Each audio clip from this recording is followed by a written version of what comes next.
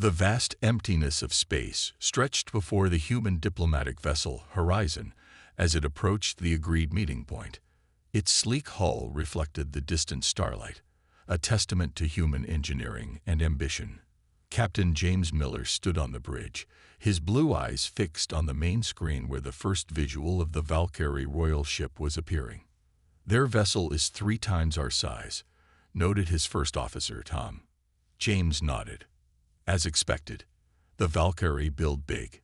After decades of radio signals and probe exchanges, humanity was finally meeting the Valkyrie Empire face to face. The stakes couldn't be higher. Earth needed allies in this vast, often hostile galaxy. "Opening communication channels," reported the communications officer. James straightened his formal uniform and cleared his throat. The screen flickered, then filled with the image of a striking figure. Queen Lyra of the Valkyrie sat on what appeared to be a living throne, her tall, slender form draped in flowing garments that shimmered with an inner light. Her skin was pale blue, and her eyes, all 4 of them, were deep violet. A crown of what looked like crystal and living tissue adorned her head. "Captain James Miller of Earth," she spoke, her voice carrying a musical quality that the translation software couldn't quite filter out. "We welcome your approach." James bowed slightly. "Queen Lyra, on behalf of Earth and all humanity, we are honored by this historic meeting." The Queen's upper set of eyes narrowed slightly while the lower pair widened, an expression James couldn't interpret. "Your species is younger than most we encountered," she said. "Yet you have traveled far. We find this interesting." The diplomatic meeting proceeded according to protocol. Both sides agreed to dock their ships and continue face to face. As James prepared to board the Valkyrie vessel with his small team, he couldn't shake a feeling of both wonder and unease. The Valkyrie ship interior was unlike anything humans had designed. The walls seemed almost alive, pulsing gently with soft light. The air smelled of something like cinnamon and ozone. "Their biotechnology is decades beyond ours," whispered Dr. Reed, the science officer. "These corridors might actually be alive." They were led to a vast chamber where Queen Lyra waited with her council. Up close, the Queen was even more impressive, standing nearly 7 feet tall with movements that seemed too graceful for her size. "Captain," she said, rising from her throne, "you will join me for a private discussion. It is our way when meeting new species of interest." James noted the surprised looks from both the human team and the Valkyrie Council. "It would be my honor," he replied carefully. In a smaller but no less grand chamber, James found himself alone with the alien queen. She studied him with unconcealed curiosity. "Your species fascinates us, Captain. You lack the psychic abilities common to advanced races, yet you have achieved so much through sheer determination." James nodded. "Humans are adaptable. It's our greatest strength." "Perhaps," she said, moving closer, "we have studied your biological information. Humans reproduce easily, without the difficulties that plague many advanced species." "I wouldn't say easily," James smiled slightly. "But yes, we don't face the challenges some species do." "The Valkyrie are dying, Captain." The Queen's direct statement caught him off guard. "Our birth rates have fallen for centuries. Our genetic diversity diminishes with each generation." James felt the weight of this confession. For a queen to admit such weakness to an outsider spoke volumes. "I'm sorry to hear that. Perhaps our medical knowledge cold." "Perhaps," she interrupted, "there is more your species could offer than mere knowledge." Her 4 eyes focused intensely on him, and James felt a slight pressure in his mind. Not invasive, but present. "Some of my advisors see humans as threats to be controlled or avoided," she continued. "I see potential allies, perhaps more." The meeting concluded with formal agreements for continued diplomatic relations. James was named Earth's official ambassador to the Valkyrie Empire, requiring regular visits and meetings with Queen Lyra. As he returned to the horizon, James couldn't shake the feeling that something significant had begun, something beyond standard diplomatic relations. The Queen's interest seemed more personal than political, and her remarks about reproduction lingered in his thoughts. What neither James nor any human yet realized was just how compatible their species might be, and how this compatibility would soon change the fate of two civilizations forever. Over the following weeks, James found himself spending more time aboard the Valkyrie royal vessel than on his own ship. The diplomatic meetings had evolved into genuine cultural exchanges, with both sides eager to learn about the other. Today, Queen Lyra was showing him their biogardens, vast chambers where plants from across the galaxy grew in carefully maintained ecosystems. These flowers only bloom once every 50 years, she explained, pointing to a cluster of glowing blue blossoms. They are like your earth orchids, but their pollen has healing properties. James bent to examine them with genuine interest. On Earth, we're still learning to merge biology with technology. Your people seem to have mastered it centuries ago. Lyra's four eyes blinked in sequence. James had learned this was their equivalent of a thoughtful nod. We had to. When our reproduction began to fail, we turned to science. This wasn't the first time she had mentioned their fertility crisis. James had been briefed more fully by his superiors. The Valkyrie, despite their advanced technology, were facing extinction within a few generations. Their genetics had become too uniform, their birth rates too low. "May I ask a personal question?" James ventured. "You may," she replied, her upper eyes narrowing slightly. Do you have children of your own?" The Queen's tall form seemed to stiffen. "No. I have tried 7 times. None survived past early development. It is our greatest sorrow." James hadn't expected such honesty. "I'm sorry." "Do not be. It is the fate of many advanced species. As we evolve, we often lose fertility." She turned her gaze directly on him. "This is why humans fascinate us. You remain fertile and adaptable despite your technological progress." Later that day, James met with his science officer in the human quarters aboard the Valkyrie ship. "They'd been running tests on the biological samples we provided," Dr. Reed said quietly. "Blood, tissue, DNA recordings. They're studying everything about human physiology." James frowned. "Is that concerning?"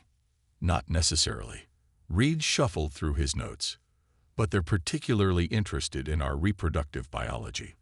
The Queen's chief scientist asked me dozens of questions about human fertility rates, pregnancy, even mating practices." Before James could respond, an alert sounded. A tall Valkyrie entered, one of the Queen's guards. "Ambassador, your presence is requested in the council chamber. There has been an incident." The incident turned out to be an attack. A small faction of Valkyrie had attempted to sabotage the docking mechanisms connecting the human ship to theirs. "They call themselves purists," explained Lyra, standing before her assembled council with James at her side. "They believe contact with other species weakens us." "Were any of my people hurt?" James asked, concerned. "None. We stopped them before they could cause real damage." Her lower eyes met his. "But this shows the division among my people. Many fear change, even when change is our only hope." After the council meeting, Lyra invited James to a private meal, a growing tradition between them. The food was a careful mix of Valkyrie cuisine adapted to be safe for human consumption. "My scientists have made an interesting discovery," she said as they ate. "Human DNA has surprising compatibility with Valkyrie genetics." James paused, his fork halfway to his mouth. "Compatible? In what way?" "Our species separated by millions of years of evolution, across different star systems, yet certain genetic markers are remarkably similar." Her voice grew softer. "It defies conventional science." "That is unexpected," James replied carefully. "It might be more than scientifically interesting." Lyra set down her eating utensil. "It might be salvation." She explained how Valkyrie scientists believed human genetic diversity could potentially help solve their fertility crisis, not through basic medicine or technology, but through direct genetic exchange. "You mean Hybrids? James asked, trying to keep his voice steady. I mean a future, Lyra answered, for both our peoples. As James returned to his quarters that night, his mind raced. What had begun as a standard diplomatic mission was becoming something far more complex. The Valkyrie weren't just looking for allies, they were looking for genetic salvation. And somehow, humans had become central to their hopes. The question now was how far both species were willing to go for this unprecedented partnership. This is unprecedented, declared Vorn, the chief Valkyrie scientist, his 4 eyes blinking rapidly in agitation. My queen, what you suggest has never been attempted between species so different. Queen Lyra stood tall before her assembled council. The grand chamber hummed with tension as the 12 most powerful Valkyrie in the Empire shifted uncomfortably on their living thrones. Our race faces extinction, Lyra stated plainly. Every generation, fewer children are born. Those who survive often carry genetic weaknesses. We have tried everything within our known science. But humans. Elder Mira's voice carried across the chamber. They are primitive compared to us. Barely a century in space. Yet they thrive, Lyra countered. Their genetic diversity is remarkable. Our preliminary studies show unexpected compatibility at the molecular level. James stood at the entrance of the council chamber, waiting to be officially called in, but the excellent acoustics allowed him to hear everything. His heart raced. What the Queen was proposing went far beyond diplomatic relations. Ambassador Miller, a voice finally announced, "You may enter." James walked down the long pathway toward the council. The Valkyrie watched him with expressions ranging from curiosity to outright hostility. Captain James Miller, Queen Lyra's voice softened slightly when addressing him. We have discussed a matter of grave importance to my people. I believe it is time you were made aware of it directly.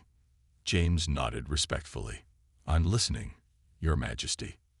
Our scientists believe that human and Valkyrie genetics could be merge, not simple crossbreeding, but a true genetic symbiosis. Her upper eyes held his gaze while her lower pair watched the council's reaction. This could potentially save my species from extinction. A heavy silence filled the chamber. What exactly would this entail? James asked carefully. Vorn stepped forward, activating a holographic display. A willing human volunteer would undergo a series of treatments to make their genetic material compatible with Valkyrie physiology. Then, through our sacred bonding ceremony, which alters biology on the quantum level, we would attempt conception. James struggled to maintain his diplomatic composure. You're talking about creating a human Valkyrie hybrid child.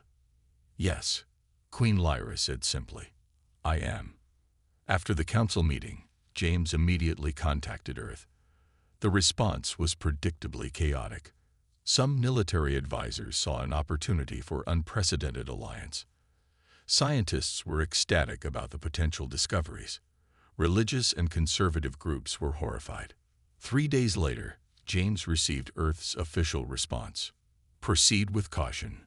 Volunteer basis only. No commitment to full implementation without further study. That evening, he requested a private audience with Queen Lyra.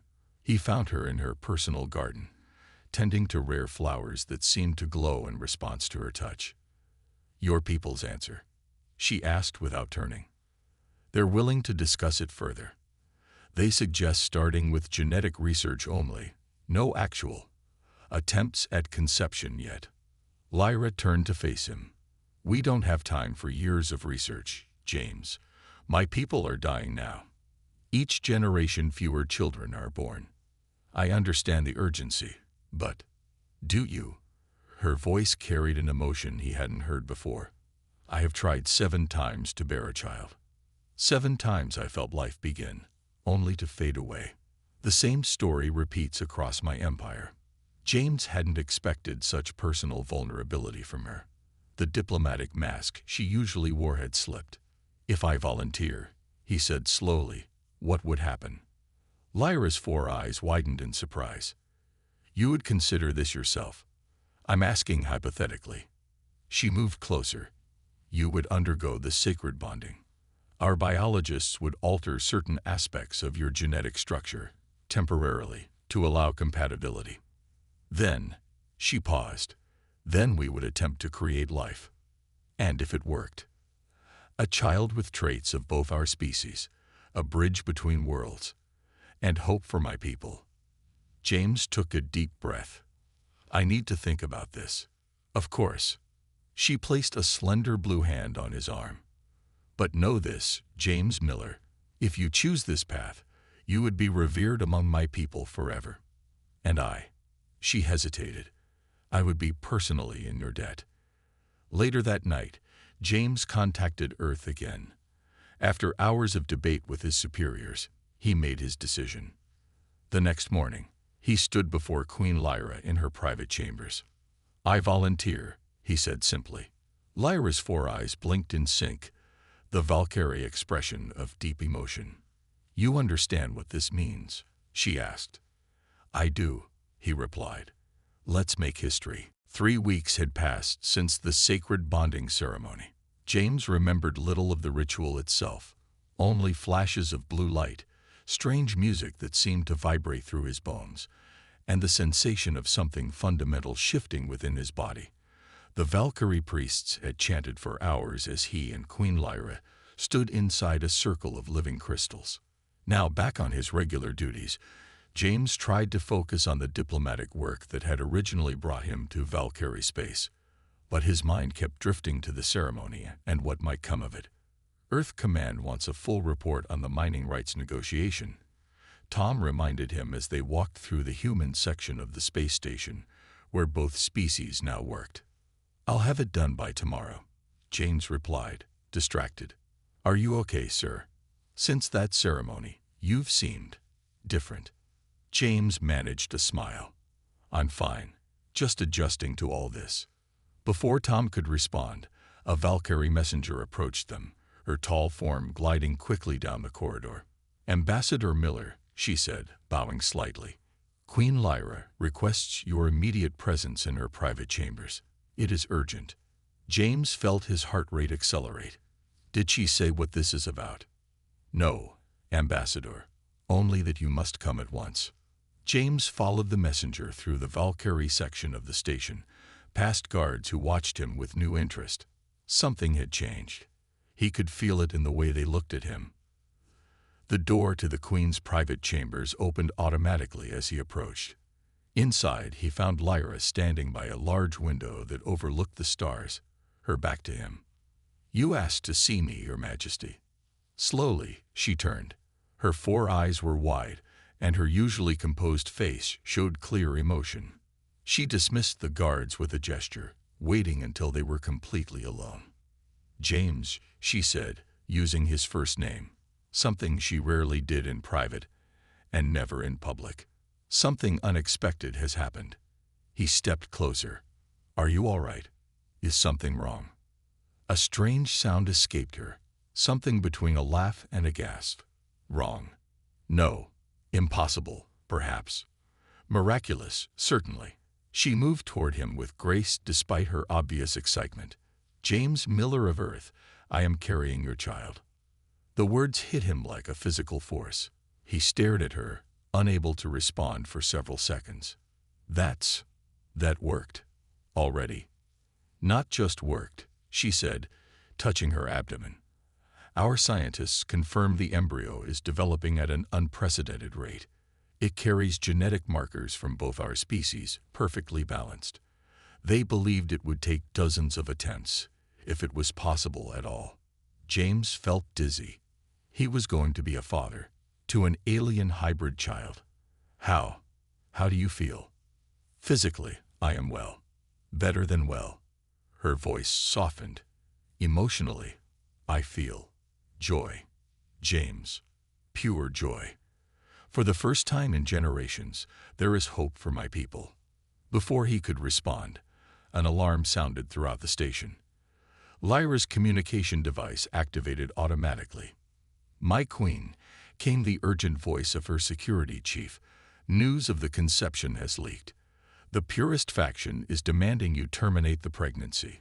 Protests have begun in 3 major cities.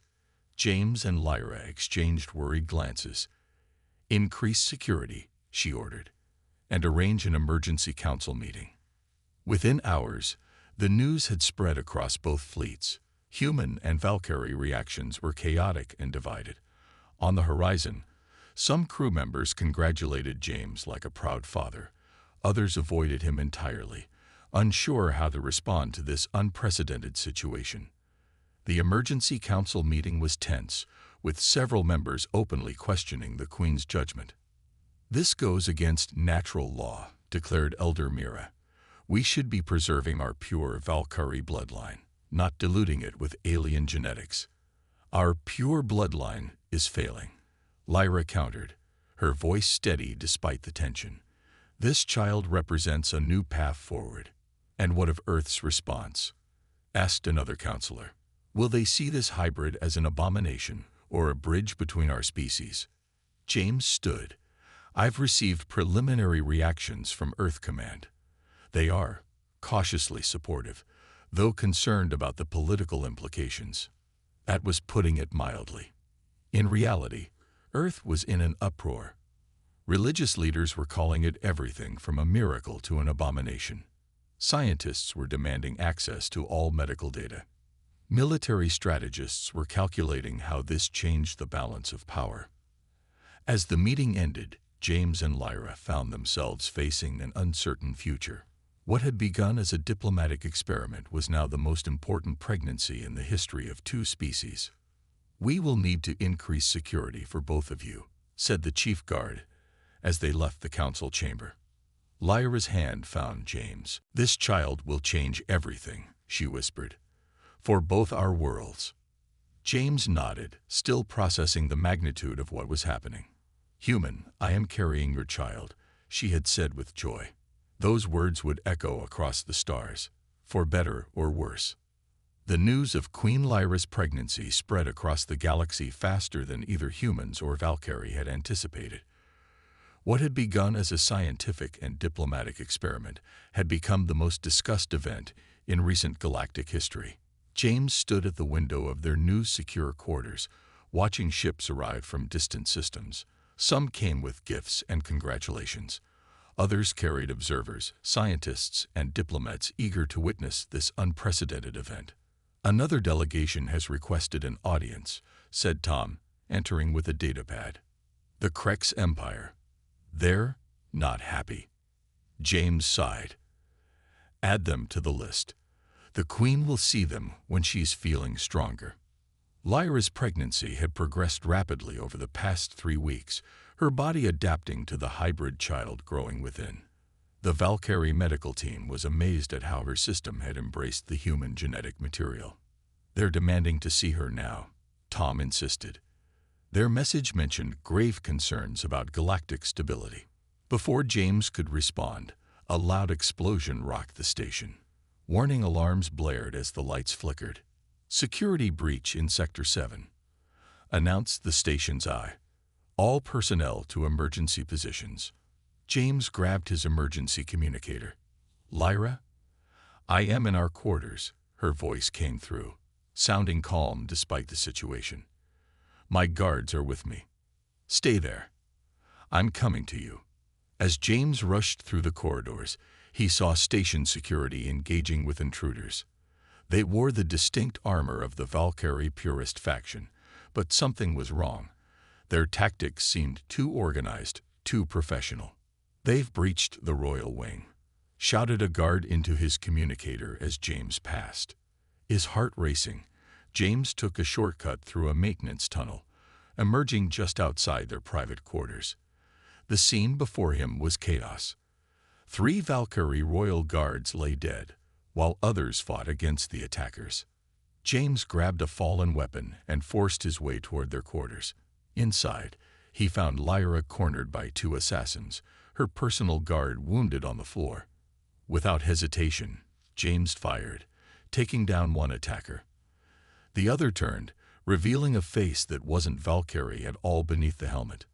"Krex," James muttered, recognizing the distinctive facial ridges of the rival empire. The Krex assassin lunged toward Lyra with a blade designed to pierce Valkyrie exoskeleton. James threw himself forward, knocking the attacker off balance. They struggled briefly before James managed to activate the weapon's stunned setting and fire it at point-blank range. "Are you hurt?" he asked Lyra, rushing to her side. She shook her head, one hand protectively covering her swollen abdomen. "The child is safe. I can feel it." Security forces finally broke through, securing the room and the surrounding area. "We need to move you both immediately," said Commander Vex, the head of station security. "This was a coordinated attack. We've identified purists working with Krex operatives." "The Krex."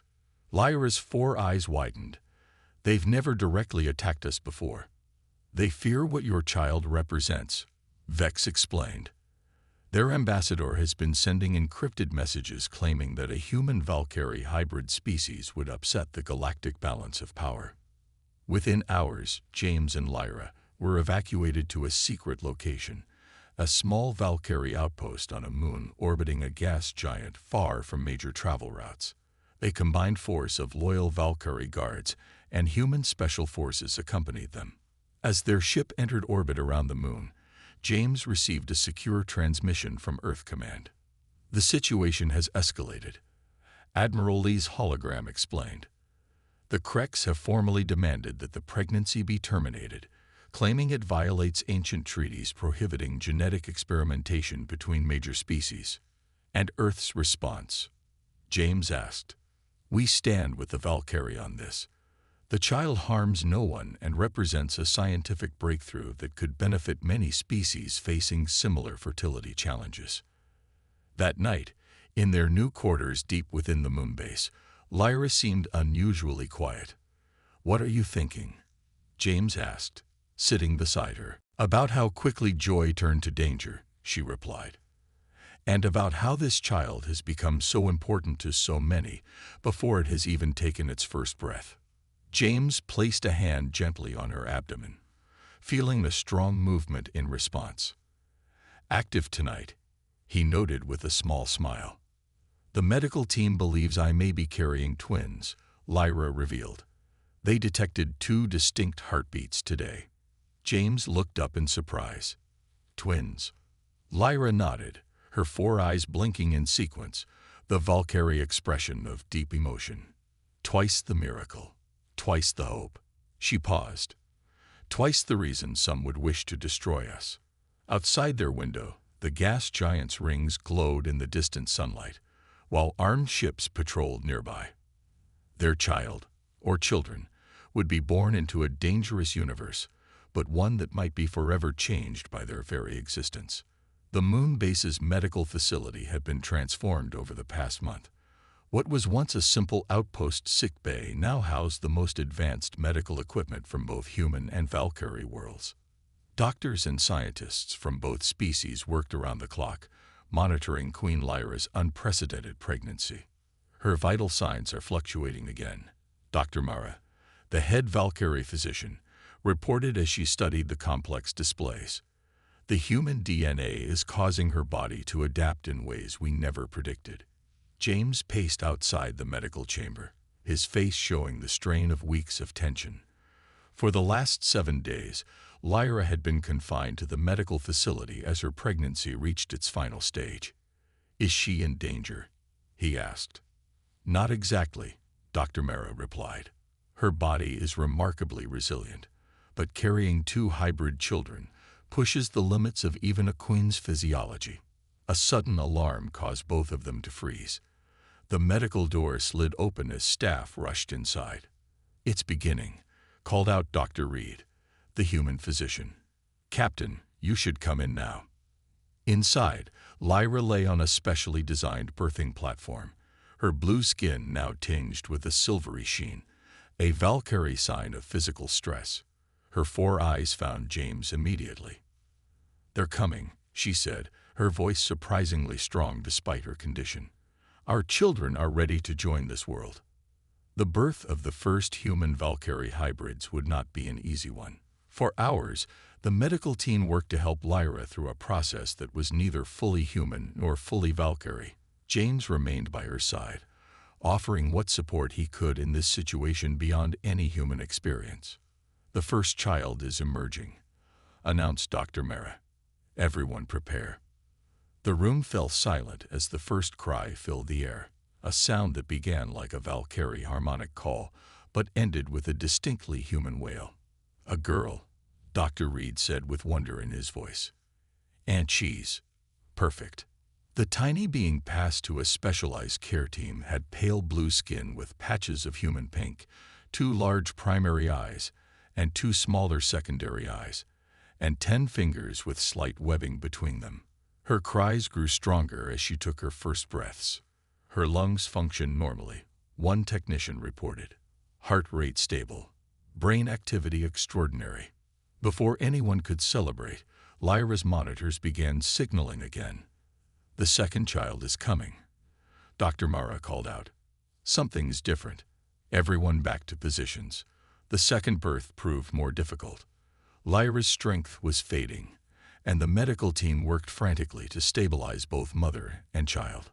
"We're losing the heartbeat," someone called out. James felt his own heart stop at those words. He gripped Lyra's hand tighter, leaning close to her ear. "Fight, Lyra," he whispered. "Our children need their mother. Your people need their queen." With a final surge of strength, Lyra delivered their second child, a boy, smaller than his sister, but with a surprisingly strong cry. "Both children stable," Dr. Reed announced after tense minutes of the medical team working on the newborns. "And the queen's condition is stabilizing." 3 hours later, James sat beside Lyra's recovery bed, each of them holding one of their children. The girl, with her 4 alert eyes taking in everything around her, rested in Lyra's arms. The boy, with only 2 eyes but distinct Valkyrie markings on his skin, slept peacefully against James's chest. "They are miracles," Lyra said softly, her strength slowly returning. "The first of their kind." "What shall we name them?" James asked. Lyra looked down at the daughter in her arms. In Valkyrie tradition, the first child of a new bloodline carries a name honoring the future. "I would call her Nova." "Nova," James repeated, liking the sound. "And for our son, in your human tradition, what would you choose?" James thought for a moment. "Leo. It means lion, a symbol of strength and courage on Earth." Outside their room, scientists were already analyzing data from the births, amazed at how the children's genetic structure had stabilized in ways their theories had not predicted. Security forces continued their vigilant watch, as news of the successful birth would soon spread across the galaxy. That evening, as both children slept in their specially designed cribs, James received an encrypted message from Earth. The holographic image of Admiral Lee appeared. "Congratulations, Captain," he said. "Earth celebrates with you. The children's birth is being hailed as a new chapter in interspecies relations." "And the Creks?" James asked. "Quieter now. The successful birth has shifted public opinion across many worlds. It's harder to argue against living, thriving children than a theoretical threat." As the Admiral's image faded, James looked at the sleeping forms of Nova and Leo, 2 children who were already changing the galaxy simply by existing. "They will face challenges we can't imagine," Lyra said, reading his thoughts. "But they'll never face them alone," James replied. "They have 2 worlds standing behind them." 1 year had passed since the birth of Nova and Leo. The small moon base had grown into what many now called Unity Station, a diplomatic hub where representatives from dozens of species came to witness the miracle children and discuss the implications of successful cross-species reproduction. James stood at the large observation window, watching as a new ship docked, this one bearing the insignia of the Creks Empire. Even their former enemies had finally requested formal diplomatic relations. "Hard to believe they tried to kill us a year ago," said Tom, who had become James's chief security officer. "Now they're bringing gifts." James nodded. Children have a way of changing perspectives. The twins were developing at an astonishing rate that surprised both human and Valkyrie scientists. At 1 year old, Nova could already speak simple sentences in both languages, while Leo showed early signs of the Valkyrie's psychic abilities, able to sense emotions from those around him. The celebration begins in 1 hour, Tom reminded him. Queen Lyra is asking for you and the children in her chambers. In their private quarters, James found Lyra, helping Nova try on a special ceremonial dress made of shimmering material that seemed to change color with every movement. Papa!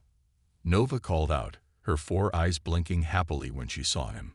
She ran to him with the graceful movements that combined human enthusiasm with Valkyrie precision. James lifted her up, still amazed at how light she was despite her rapid growth. You look beautiful, like a true princess. Leo sat on the floor nearby, playing with what looked like blocks, but were actually complex Valkyrie learning tools. He was quieter than his sister, but equally observant. His 2 eyes, one blue like James's, one violet like Lyra's, missing nothing. Come, he said simply, patting the floor beside him. James sat down, and Leo immediately showed him a structure he had built, a perfect replica of Unity Station. He remembers every detail of everything he sees, Lyra said with pride. The scientists believe his brain processes visual information differently than either of our species. An hour later, the Great Hall of Unity Station was filled with representatives from 17 different species. The twins' first birthday celebration had become a galactic diplomatic event. At the center of the hall stood a table with gifts from every world, everything from ancient artifacts to advanced technology deemed safe for the children. Queen Lyra, wearing her formal royal attire for the first time since the birth, addressed the gathering. James stood beside her, with Nova in his arms and Leo holding his hand. 1 year ago, many believed these children would never be born, or if born, would not survive. Lyra's voice carried throughout the hall. Some feared they would bring conflict. Instead, they have brought unity. As if to emphasize her point, Leo suddenly let go of James's hand and walked to the center of the hall. The crowd fell silent as the small boy looked around at the gathered representatives. Then, to everyone's surprise, he began to glow slightly, a soft blue light emanating from his skin. One by one, representatives from different species felt a gentle touch in their minds, not invasive, but welcoming, a simple childish greeting, transmitted directly through thought. His abilities are growing stronger, Lyra whispered to James. He connects minds in ways even full Valkyrie cannot. Nova, not to be outdone by her brother, began to speak, her childish voice shifting effortlessly between human English and Valkyrie harmonics. Thank you all for coming to our birthday, she said, her 4 eyes scanning the crowd. We hope you stay friends forever. The simplicity and sincerity of her words brought smiles, or their species equivalent, to many faces. The celebration continued into the night. Scientific delegations shared their latest research, showing how the success of Nova and Leo had led to breakthroughs in cross-species medicine. Diplomatic teams finalized new treaties, inspired by the living proof that cooperation could yield miracles. Late that evening, when the formal celebrations had ended, James and Lyra brought the exhausted children back to their quarters. As they tucked them into bed, Lyra turned to James. 1 year ago, you volunteered for an experiment with no guarantees, she said softly. Now look what has come of it. James watched as Nova and Leo drifted to sleep, occasionally reaching for each other's hands even in their dreams, a bond that transcended species. We've established the first true human Valkyrie family, he said, something neither of our worlds thought possible. And in doing so, perhaps saved both, Lyra added. Outside their window, ships from across the galaxy orbited peacefully around the once secret moon base. On board each vessel, visitors carried stories of the hybrid children who combined the best of 2 species. Those stories would spread to distant worlds, inspiring other species facing extinction to seek new paths forward. What had begun with a queen's desperate hope and a captain's brave decision had become something greater. the beginning of a new era where the boundaries between species were no longer fixed and immutable. The twins slept peacefully, unaware they had already changed the course of galactic history simply by existing.